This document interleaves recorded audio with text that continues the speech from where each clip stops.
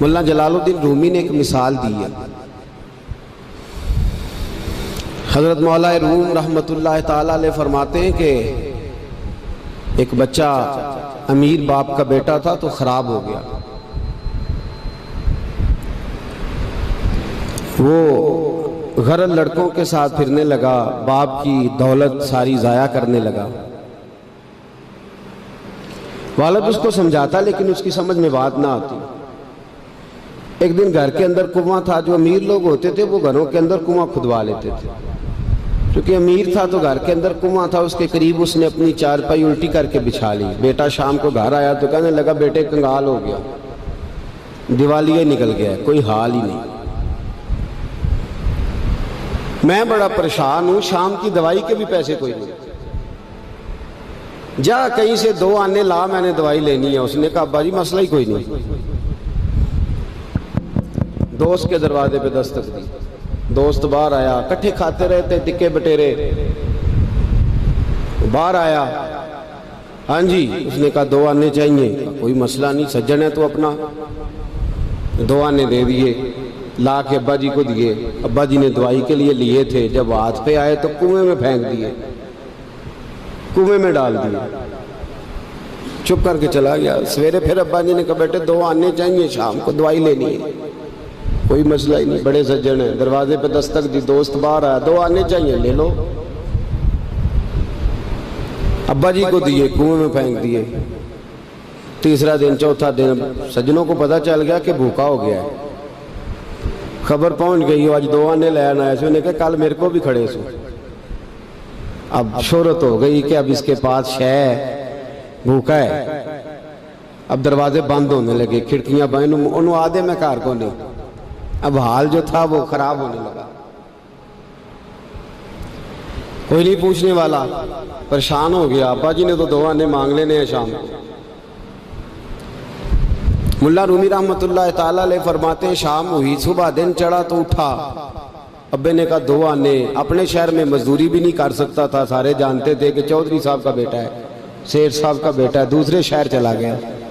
میری باتوں کی سمجھ آ رہی ہے آپ کو؟ دوسرے شہر گیا، مستریوں کے ساتھ مزدوری کرنے لگ گیا. شام ہوئی تو چھالے پڑ گیا ہاتھوں، پیروں تک پسینہ نکل گیا. سخت آزمائش کا شکار ہو گیا. 2 آنے کما کے لایا اور وہ آنے ہاتھ پہ رکھے تو اپنا ہاتھ بھی چھوڑتا نہیں ان پیسوں کو. ابا جی کو دیے نا جب، تو ابا جی نے پھینکے کنویں میں تو بیٹے نے ماری چیخ. میں کہا ابا جی دماغ کم کر دا جے، بوڑھے ہونے کے ساتھ ساتھ سٹھیا تو نہیں گئے آپ؟ انہوں نے کہا کیا ہوا بیٹے؟ کہا 7 دن ہو گئے ہیں، 2 آنے دیتا ہوں آپ کنویں میں پھینک دیتے ہیں. انہوں نے کہا پتر میں کو پہلے دن سٹے نے، تو آج کچھ چیخ ہے؟ پرسوں بھی پھینکے، ترسوں بھی پھینکے. توجہ ہے مسلمانوں میری بات پر؟ اس نے کہا 7واں دن ہے تو میں نے پرسوں بھی پھینکے تھے، ترسوں بھی پھینکے تھے، اس سے پہلے بھی پھینکے تھے، تو چیخا نہیں. اس نے کہا ابا پہلے ادھار کے تھے، آج بولے نا، سارے بولے محنت کے ہیں. آج پہلے ادھار کے تھے، آج تکلیف ہوئی ہے. تڑپ گئے ملا رومی. کہنے لگے تو نماز اس لیے نہیں پڑھتا کہ تیرا مذہب مفت کا ہے. تو داڑھی کے وعدے سال بعد اس لیے کرتا ہے کہ تیرا مفت کا مذہب ہے. تو کہتا ہے پرسوں ترسوں شروع کروں گا، تیرا مفت کا مذہب ہے. ملا رومی کہنے لگے اگر تو نے قدر پوچھنی ہو تو پیسے خرچ کر، مدینے جا اور جنت البقیع میں بی بی فاطمہ کی قبر پہ کھڑے ہو کے پوچھ دین کتنی قدر والا ہے. پوچھنا حضرت فاطمہ سے. اور پھر سیدہ فاطمہ تجھے بتائیں گی کہ میں 5 سال کی تھی جب سے مصطفیٰ کے وجود سے اوجڑیاں اتار رہی ہیں، اور اس دن سے لے کر اپنے حسن حسین تک میں نے کوئی شے نہیں بچائی. مسلمانوں نماز نہ چھوڑنا، یہ دین ہم نے بڑی مشکل سے حاصل کیا ہے. مسلمانوں قرآن نہ چھوڑنا، یہ دین بڑی. فرمایا جا تجھے بتائیں گے وہ یہ کتنا قدر والا ہے. وما قدر اللہ کا قدر ہی، تجھے کیا پتا؟ تیرا کوئی بچہ کربلا میں شہید ہوا ہے، تجھے کیا خبر؟ تیری کوئی ماں نے پتے کھا کے گزارے کیے؟ تجھے کیا اس دین کی قدر ہو؟ تو نے کوئی تھپڑ کھائے ہیں دین کے لیے؟ تجھے کیا پتا ہو؟ تو مفت میں کہتا پرسوں رکھ لوں گا، ترسوں رکھ لوں گا، میں شروع کرتا ہوں، میں دیکھتا ہوں، میں آتا ہوں، میں بس فلاں کر. کیسے؟ تجھے کیا خبر ہو؟ دین نبی دا او کی جانن دنیا دار کمینے، دین نبی دا جانن والے سو گئے وچ مدینے. کیسے قدر کا پتہ چلے؟ پوچھنا حضرت بلال سے کتنا مہنگا ہے یہ.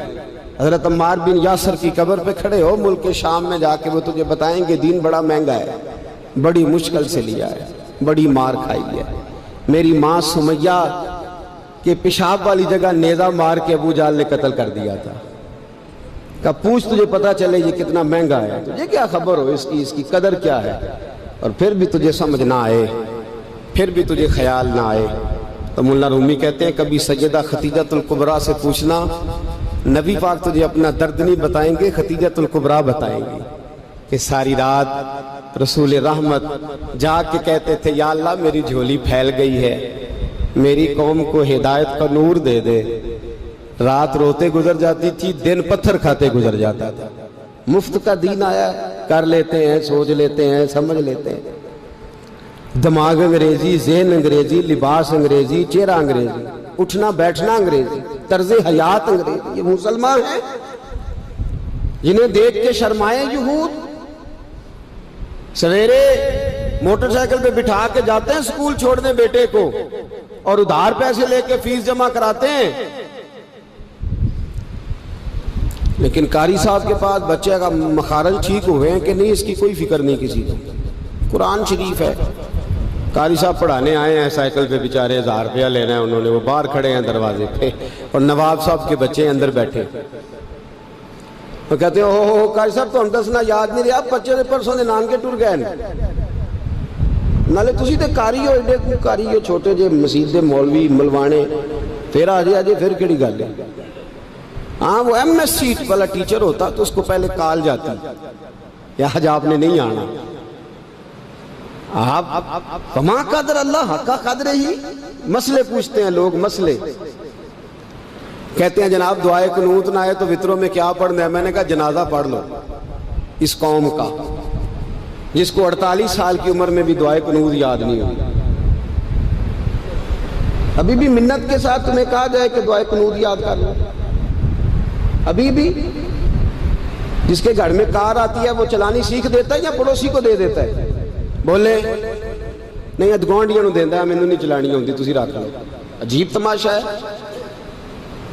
نماز کی باری آتی ہے تو کہتا ہے کوئی نہیں قاری صاحب جو پڑھیں گے میں پیچھے پیچھے ٹھیک ہوں، مجھے کوئی ضرورت ہی نہیں یاد کرنے کی.